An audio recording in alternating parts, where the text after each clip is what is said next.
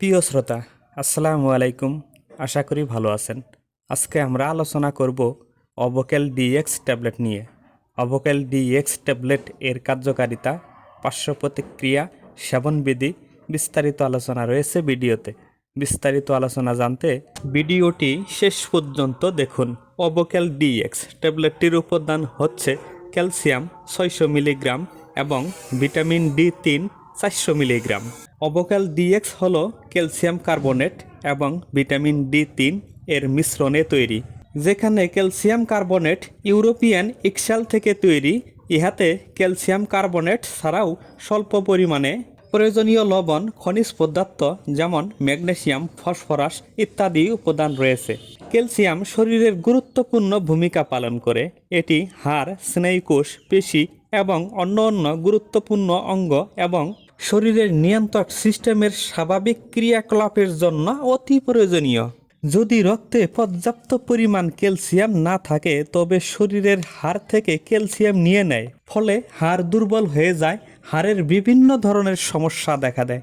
তাই vitamin D3 শরীরের calcium শোষণে সহায়তা করে। তাই শক্তিশালী হাড় এবং সুস্থ পেশি তৈরির জন্য ক্যালসিয়াম এবং ভিটামিন ডি3 সঠিক পরিমাণ থাকা গুরুত্বপূর্ণ। নির্দেশনা বা কার্যকারিতা। অবকেল ডিএক্স ট্যাবলেটটি যেই সব ক্ষেত্রে সেবন করা হয়, যেমন হাড় ক্ষয়, অস্টিওপোরোসিস, দুর্বল হাড়, অস্টিওমেলেসিয়া বা অস্টিওপেনিয়া রিকেটস এবং প্যারাথাইরয়েড গ্রন্থি এর কার্যকারিতা কমে গেলে এবং ক্যালসিয়াম ও ভিটামিন ডি3 নিশ্চিত করতে, গর্ভ অবস্থায় বা স্তন্যদানকারী মায়েদের মেনোপজ বা অস্টিওপোরোসিস এইসব রোগীদের ক্ষেত্রে অবকেল ডিএক্স ট্যাবলেটটি সেবন করা যেতে পারে। অবকেল ডিএক্স ট্যাবলেটটির সেবনের নিয়ম হচ্ছে, একজন প্রাপ্তবয়স্ক রোগীর ক্ষেত্রে একটি করে ট্যাবলেট দৈনিক 1 থেকে 2 বার সেবন করা যেতে পারে। তবে ঔষধটি সেবনের পূর্বে অবশ্যই একজন চিকিৎসকের পরামর্শ নিতে হবে। অবকেল ডিএক্স ট্যাবলেটটি সুসহনীয়, তেমন কোনো পার্শ্ব প্রতিক্রিয়া নেই। তবে কিছু পার্শ্ব প্রতিক্রিয়া দেখা দিতে পারে, যেমন ক্ষুধামন্দা, পেট ফাঁপা, কোষ্ঠকাঠিন্য ইত্যাদি পার্শ্ব প্রতিক্রিয়া দেখা দিতে পারে। গর্ভ অবস্থায় বা স্তন্যদানকারী মায়েদের ক্ষেত্রে ব্যবহার।